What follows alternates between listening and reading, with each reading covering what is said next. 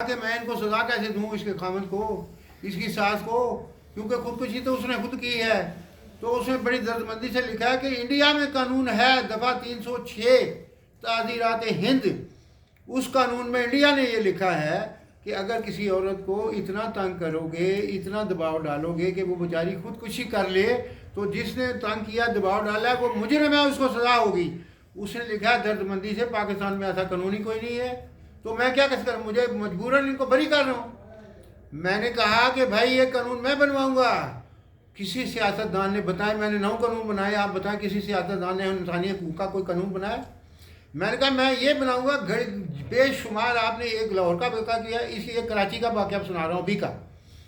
بے شمار ایسی عورتیں ہیں بیچاری جو رو رہی ہیں، برے حال میں ہیں، ڈومیسٹک وائلنس ہو رہا ہے ان کے اوپر، کوئی قانون نہیں ہے کہ اس کے خامد کو سزا دو، اس کی ساس کو سزا دو۔ اور بلکہ جو نوکرانیاں بچیوں کے ساتھ کیا ہوتا ہے، غریبوں کی بچیاں جو بڑے امیروں کے گھر میں، ابھی ایک پیر صاحب کے گھر کی بڑی خبر چلی ہے ٹی وی پہ بھی، وہ چھوٹی بچی کے ساتھ کیا۔ تو مقصد یہ عرض کرنے کا ہے کہ 1860 کا قانون ہے یار، وہ تمہارے اوپر تو کوئی توفیق نہیں تمہیں ملی کہ نئی قانون سازی کرو اور ان قوانین میں ترمیم کرو، نئے قانون بناؤ، کوئی بھی نہیں توفیق۔ تو پھر میں نے یہ کہا کہ ہم کریں گے، اللہ نے ہمارے نصیب میں لکھا ہے، 10واں قانون بھی میں بنواؤں گا۔ اور یہ میں نے جن پیارے دوستوں کو بلایا، یہ محترم ہے، میں ان کو سلوٹ کرتا ہوں جو اپنے قوم کے درد میں آئے ہیں یہاں سردی میں۔ عوام کی تحریک بنانی ہے، چلانی ہے، موبلائز کرنی ہے کہ نئے جو مسائل ہیں ان کے لیے نئے قانون بناؤ، اور جیسے آپ نے فرمایا جو موجود ہیں ان پہ عمل کراؤ۔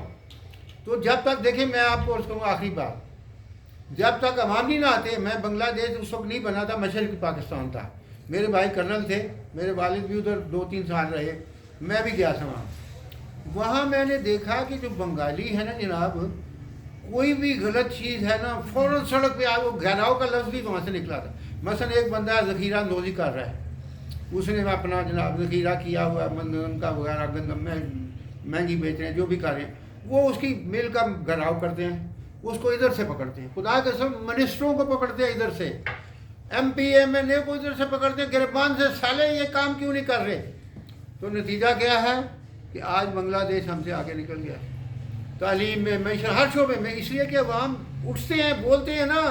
ہمارے تو زنانیوں کہتا ری ہائے جی کیا کریں، ہائے جی یہ وہ، ہائے جی وہ فٹے منہ تمہارا، مرد بنو، نکلو باہر، آواز اٹھاؤ۔ اب میں نے اپنی تنظیم کا نام، قانونی نام تو اس کا یہ ہے نا کہ human rights and welfare trust, انسانی حقوق، لیکن میں نے اب اس کا نام پاپولر نیم ساتھ یہ رکھا ہے عوام کی آواز، پیپلز وائس کہ آواز اٹھاؤ اور ان لوگوں سے کام کرواؤ۔ انہیں کوئی گورنمنٹ ہو، ہم کسی کے مخالف نہیں ہیں، کوئی گورنمنٹ ہو، ان کے ایم این اے کو پکڑو۔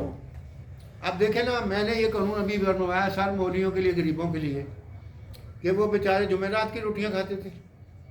اب یہ پنجاب والوں نے 25,000 روپیہ لگا دیا نا ان کا تنخواہ، لیکن میں نے تو پورے پاکستان کے لیے کیا تھا نا۔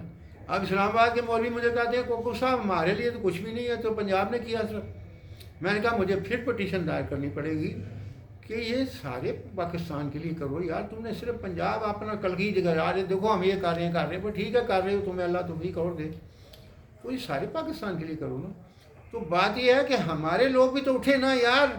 میں اپنی زبان روکتا ہوں کہ یہ زنانیوں کی طرح لیٹے ہوئے ہیں اور جناب ری کرتے ہیں، ہاں جی یہ ظلم ہو رہا ہے، یہ وہ، بھائی تم اٹھو نا، آواز اٹھاؤ، باہر آؤ، مظاہرہ کس لیے ہو رہا ہے؟ اے جی جناب والا ہماری جمہوریت کے لیے ہو رہا ہے، ہماری فلانے کے لیے، اپنے سیاست کے لیے مظاہرے ہو رہے ہیں۔ عوام کے لیے بھی مظاہرہ ہوا ہے کبھی عوام کے لیے مظاہرہ ہوا ہے کہ یہ چیز کتنی مہنگی ہو گئی ہے؟ چینی میں کیا کیا انہوں نے؟ اربوں روپے کمایا چینی میں انہوں نے، بدماشوں نے، اربوں روپے، پہلے باہر بھیج چھوڑی، پھر ادھر سے امپورٹ کی، اسی طرح گندم پہلے باہر پہنچ رہی، پھر امپورٹ کی، وہ سبسڈی لینے کے لیے لاکھوں کروڑ روپے سبسڈی لی۔ تو ہمارے عوام جو ہیں وہ تو لیٹے ہوئے ہیں زنانیوں کی طرح۔ میں نے کہا get up and fight like a man, ورنہ یہ تمہارے اوپر اسی طرح سوال رہیں گے، سالے 2 لاکھ کی بجائے 22 لاکھ تنخواہ کرا لی ہے ہر پارلیمنٹرین کی، اور وہ کام ڈھیلے کا کام نہیں کرتے۔ ابھی اس دن ٹی وی پہ میں نے سنا ہے کہ وہ اپنا لائسنس الاؤنس لینے کے لیے آ جاتے ہیں نیشنل کیا فنڈ ہے جی جو صوبوں کو دیتے ہیں خاکوانی صاحب، تو وہ لینے کے لیے آ جاتے ہیں لیکن کام کچھ نہیں کرتے، نہ کوئی قانون بناتے ہیں، نہ کوئی عوام کی وزارت، کچھ نہیں کرتے۔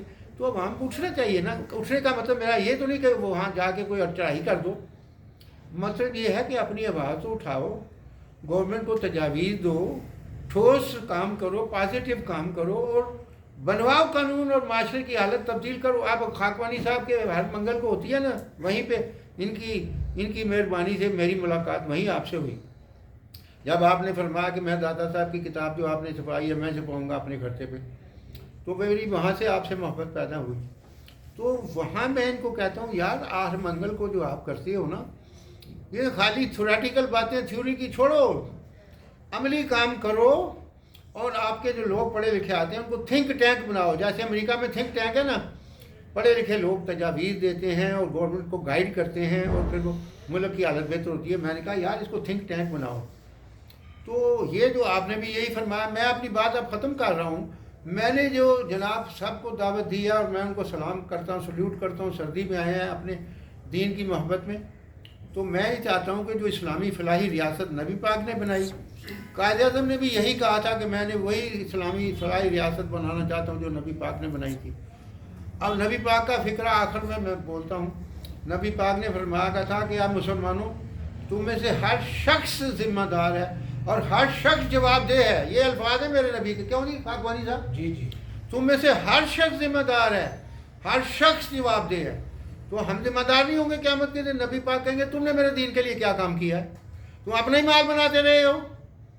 اب مجھے چیف جسٹس نے کہا کوکب صاحب مجھے پتا ہے 1 ٹکا کسی سے نہیں آپ لیتے، سارا پیسہ اپنے پلے سے لگاتے ہو، انسانی حقوق کے کیس کرتے ہو، لڑتے ہو، اور ابھی بھی میں سب کو دعوت دیتا ہوں کوئی آ جائے میرے پاس، میں کوئی فیس نہیں لوں گا، میں سارا انسانی حقوق کا جس کا بھی مسئلہ ہے حل کروں گا۔ تو سب کو یہ دعوت ہے کہ آپ جوائن کریں اسٹرگل کو۔ میں یہ نہیں کہتا کوئی سیاسی پارٹی بنائی ہے، join the struggle for the enforcement of human rights, انسانی حقوق اپنے حقوق لینے کے لیے یہ جدوجہد ہے، اس میں شامل ہو جاؤ، قلم سے لکھو، تقریر کرو، جناب جیسے بھی کرو، مظاہرہ کرو، جو بھی کرو عوام کے حقوق کے لیے۔ اور اس کا نام میں نے رکھ دیا پیپلز وائس، عوام کی آواز۔ قانونی نام تو یہ ہے نا human rights and welfare trust, لیکن پاپولر نیم اس کا جو عوام کو سمجھ آئے، عوام کی آواز، پیپلز وائس۔ یہ ہماری اگلی فنکشن بھی ہوگی۔ ہمارے یہ میزبان پیارے ہیں، ان کو اللہ نے دیا ہے، انہوں نے کہا جی کہ میں اپنا کھڑا خرچہ کروں گا، کوکب صاحب آپ فنکشن کرو۔ میں نے کہا اللہ آپ کو جزا دے، یہ تو قبر میں بھی کام آئیں گی یہ چیزیں۔